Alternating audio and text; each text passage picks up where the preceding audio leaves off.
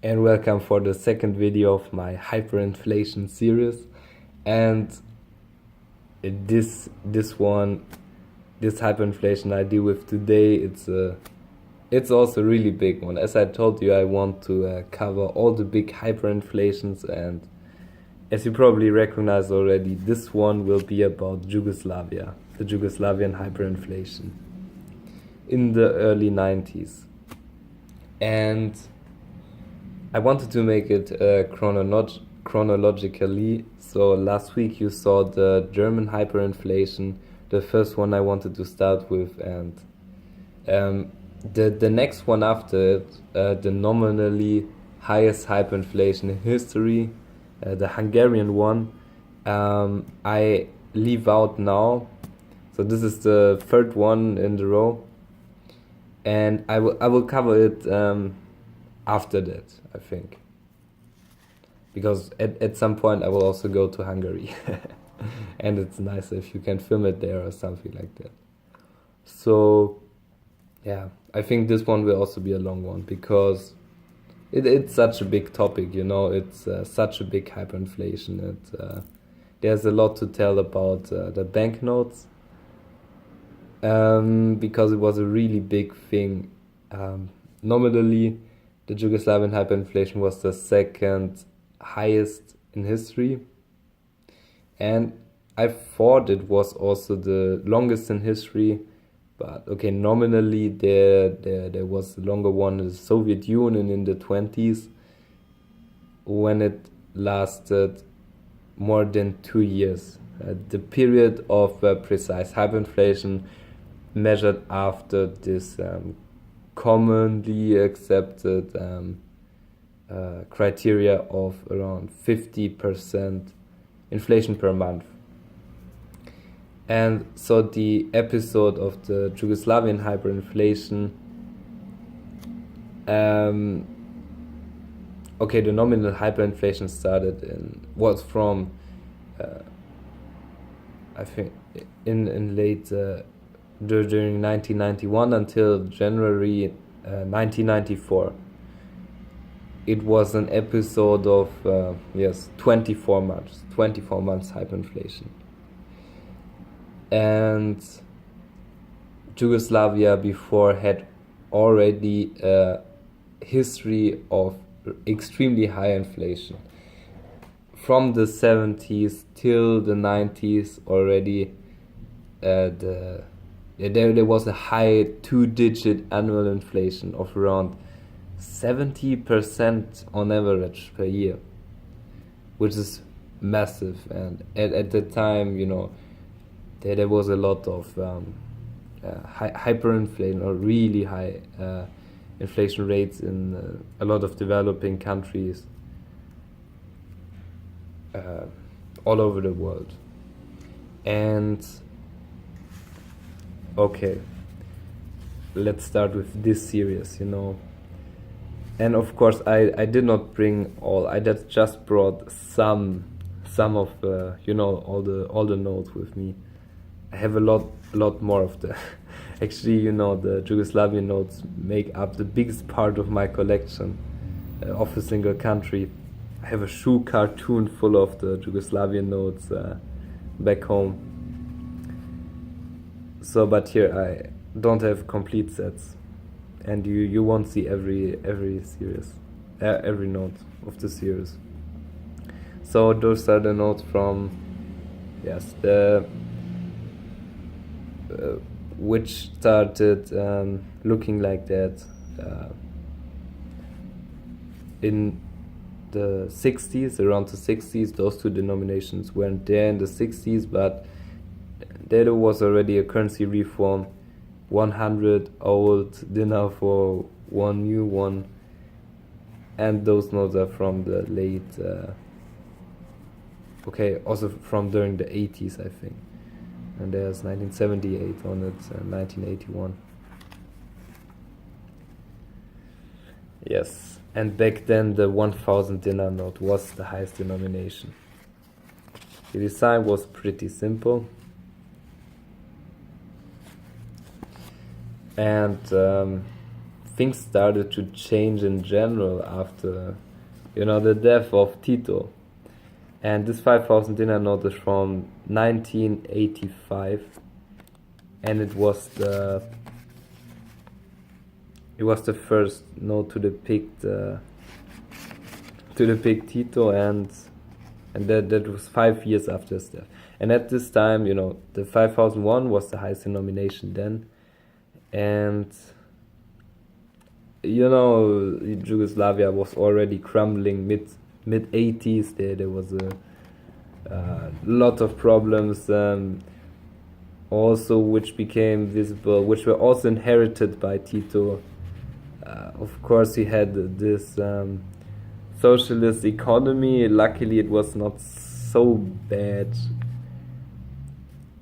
like strangled, like in other Eastern Bloc countries. The Yugoslavian socialism model was kind of known as a more liberal one, as it was not behind the Iron Curtain. Yugoslavia was not completely isolated, but nevertheless, we had huge debt, of course, and high inflation rates, and all the things which come with socialist policies which strangle the economy.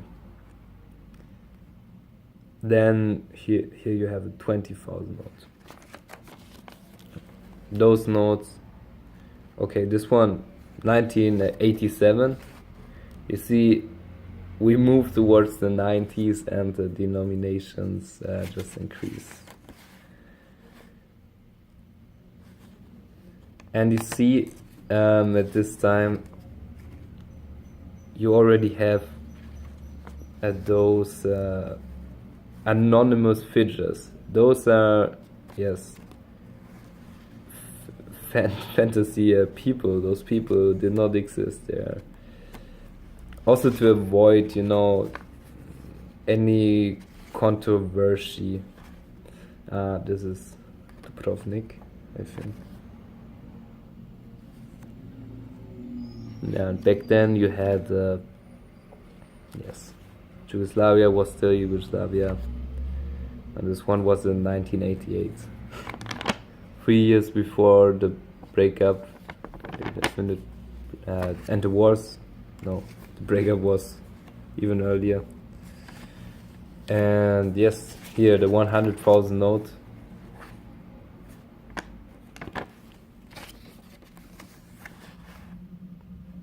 (1989). Yes, with this design. And actually those faces, to this girl, for example, we will see her again several times. That's this typical feature for the Yugoslavian banknotes and hyperinflation notes in particular. You will find the same faces on all sorts of different denominations. Usually the denominations get only higher, and you will see those faces again. And in general, also this layout of the hyperinflation notes, or Yugoslavian banknotes from this period, they all have the same, layout, the same design. There's a few exceptions. As you saw, also the early ones, they don't fit in from the design. And in between, for example, there was a 500,000 and 2 million note of this series, and they had another design, a really different design. But apart from that, all of the notes start to look the same. They all have the same kind of layout. You have this, I don't know how to call it exactly, but this geometric designs, this kind of a block, and it's always the same design. And also the security features are always about the same. You have a watermark and thin security stripe. This changes also. At the end, you only have the watermark. and it's all over the paper. But in general, the paper quality, it's always about the same. It's not the best, I would say. So this one is already after another big redenomination, and this one is from, yes, it was from 1990, and this is the last series of the joint Yugoslavia with all the countries included in it. Now there's the 10 note, they were dropped 4 zeros, and the smallest denomination was the 10 dinar note. Then you had 50, 100. Again, you have this anonymous design, anonymous people.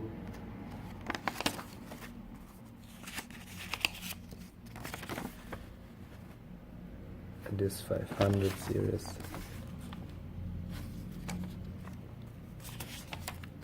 And another 500 series. And you see already, that they had, that they needed a lot of notes.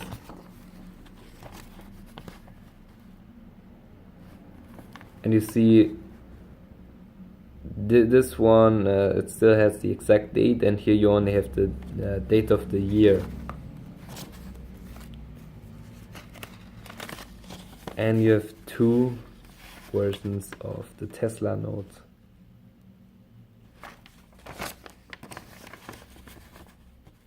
It's kind of confusing because they have the same colors, but it's reversed. The brown one was the exact date one, and the blue one then only the year. Also, you will find the exact same design of the bag also on other notes. The design is repetitive.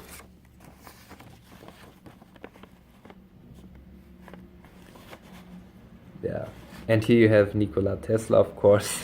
You will see him quite a few times again, and it's always the same portrait. Him as an old man. So those were the last notes of the joint Yugoslavia. Those are the first note after the breakup. You see the different emblem. Yeah, and that was 1992, when the war already started. And what's funny about this note? It's really funny because it makes no sense. This note and this note had the exact same value. They had the exact same design, but they were worth 1/10. So yes, it's like a joke. You need 10 of those to get one of this one. It's a really weird redenomination. Yeah, and at this time we had already was the time of Milosevic and the time when the war started, and what was then the rest of Yugoslavia had absolutely horrible economic condition, or the economy was doing extremely bad. You also had this outside sanctions then, and you also had the war, but at the end it was Milosevic who caused this hyperinflation and who continued with this hyperinflation. Yes, it was essentially a tool to finance everything. And in particular, of course, then the war. When the war was started, once there was only one possibility to keep it up financing it, and it was only through printing more and more money. And it became simply a business, and it was definitely on purpose that they kept on with the hyperinflation. it was not intended to simply stop. As long as it was possible, the hyperinflation was kept up. At this state, you did not have this, if you look at the graph of the inflation rate, it is always similar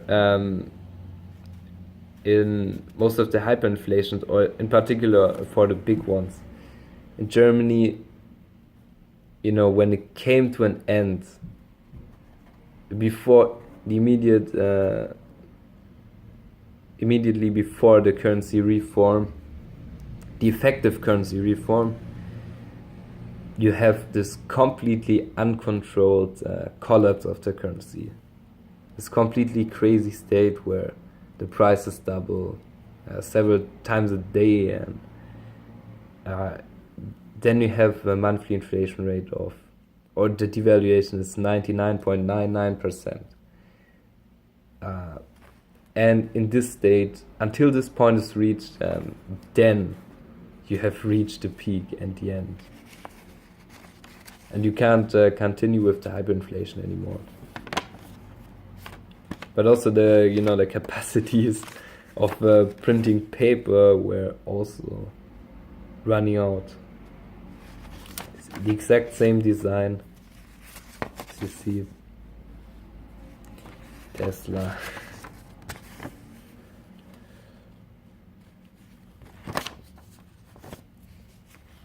And then it's okay.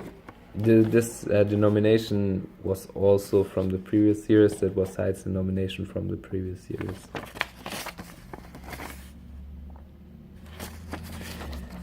But then it started again. Now, yes, that was still in 1992. And yes, the next series continued up until the middle of 1993, which was the biggest hyperinflation years. The end of 1993 marked this out of control hyperinflation. Again, you have the same girl. Now it's even a lower denomination, but you need a lot of those notes to get those notes. 50,000 with the boy.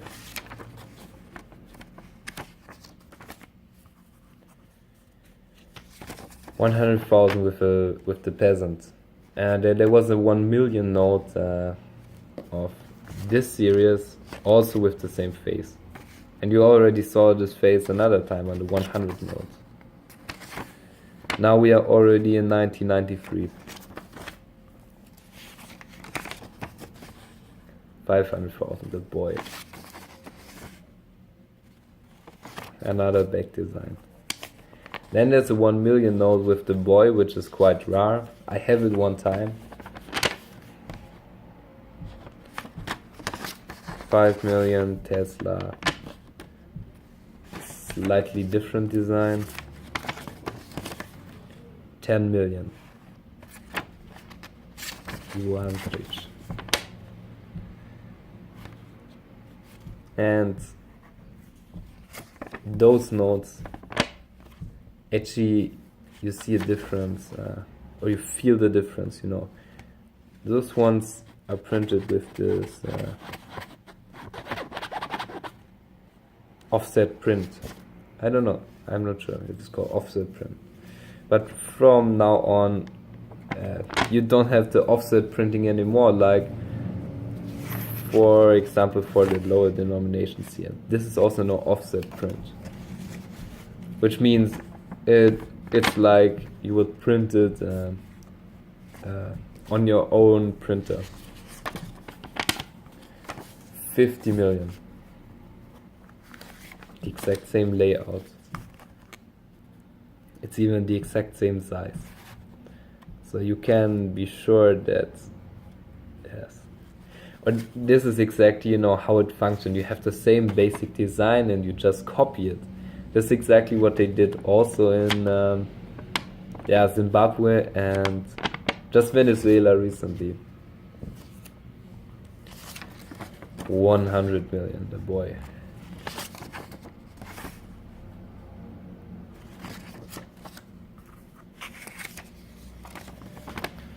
$500 million, the peasant.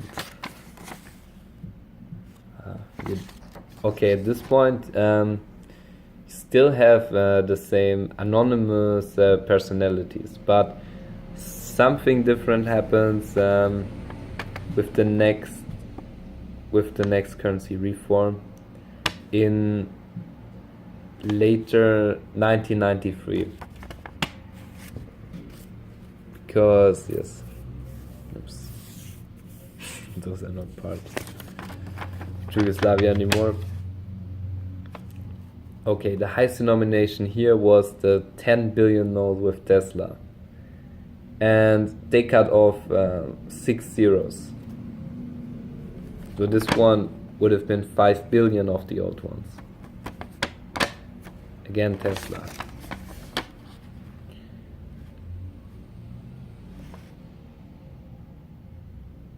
Yeah, the Nikola Tesla Museum in Belgrade. Unfortunately, I didn't visit when I was there, but I heard that it's not that cool. Yes, and here you have Vukaradžić, and he was a Serbian personality. So essentially what happened then is that the designs of the notes became more nationalistic. You basically, you have only the Serbian and one Montenegrin personalities. So Petar Petrović. Yes. So this guy is he was Montenegrinian, back when Montenegro was part of the Yugoslavia.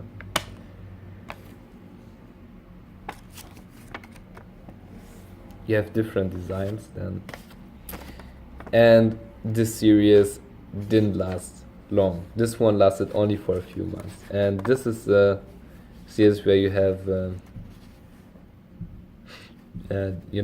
decimal steps. 50,000, 500,000.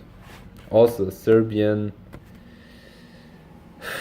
linguists here to do something with language. Monastery. There's a 5 million one with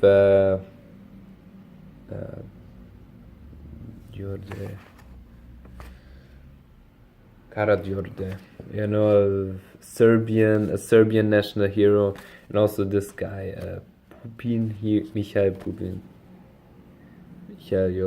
He was a Serbian, and he made also international kind of career like Tesla did. He was co-founder he was a physician and a co-founder of NASA, I heard.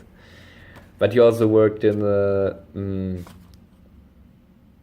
cookie factory for some time when he wasn't that successful. And we have a lot of buildings in Belgrade, or Serbian buildings, but most of them are in Belgrade, I'm sure. Yes, like this one.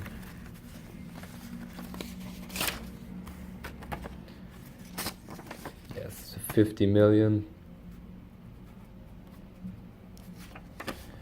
500 million. Also a Serbian guy. Swedish.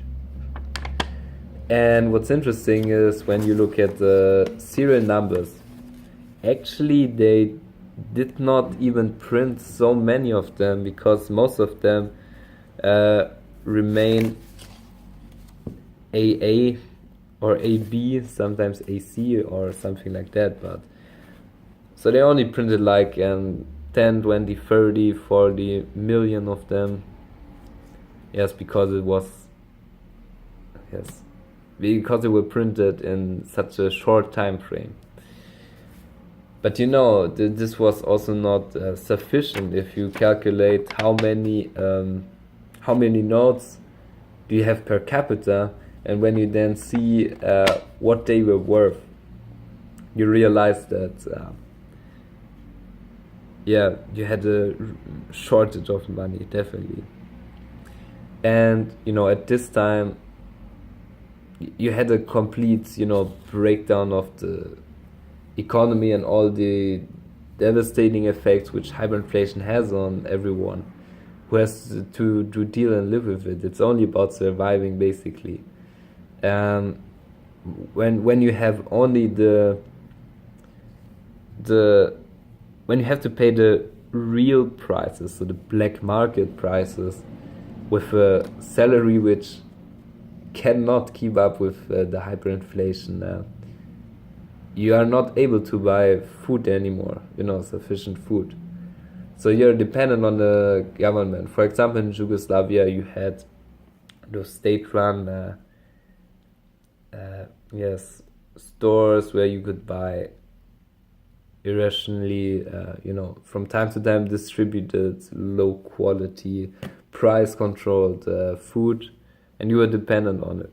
Or you were also dependent on... So what a lot did were somehow try to get the visas. Basically, at this time, the whole economy was run on...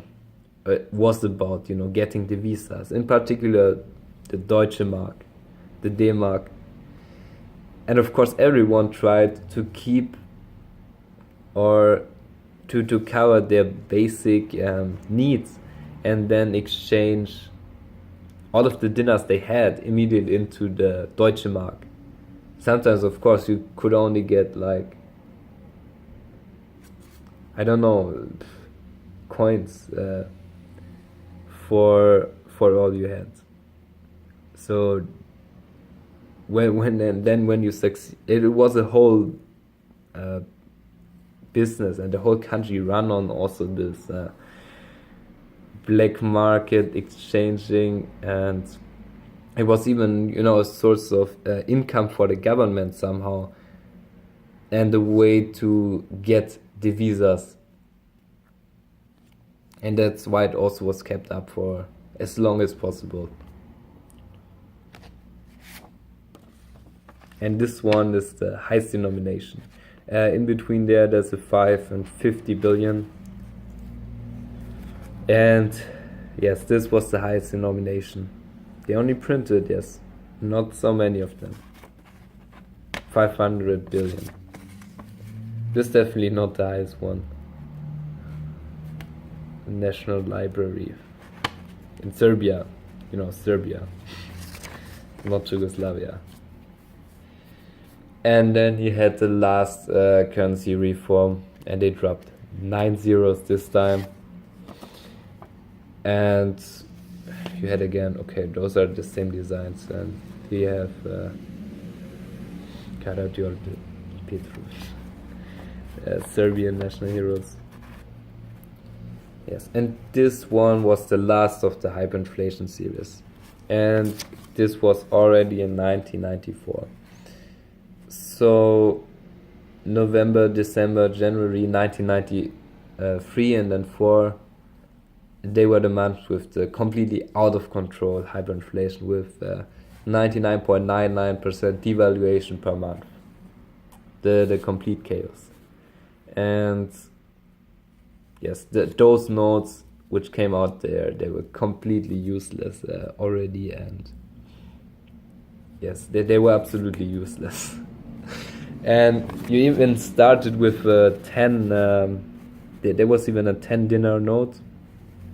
I also have it. 10, 100, 1,000, and 5,000, 50,000, 500,000, and 10 million. And a 10 million note was replaced, and it looked exactly the same, it was the same, like this 10 million note, just with a small overprint here, 1994. And then they finally ended the hyperinflation with some sort of economic measures and a strict currency reform, because they were running out of capacities to print notes anymore. So about 12 million of those dinars were then exchanged for one novi dinar. And this novi dinar, you know, after that you had no longer dropping of zeros, and this novi dinar is the dinar which is still used in Serbia today. And this dinar is also devalued at 120 per euro. And yes, at the moment in Serbia, okay, you also had a higher inflation rate, but at the moment, you know, they're doing well concerning high inflation. So I'm running out of capacity on my phone, so I will just end this video here. Yes, this was a big one, you know, and it's a big collecting field. The Yugoslavian hyperinflation notes are so famous under collectors, and they're also very cheap. So I'm happy to have covered this hyperinflation. See you for another one.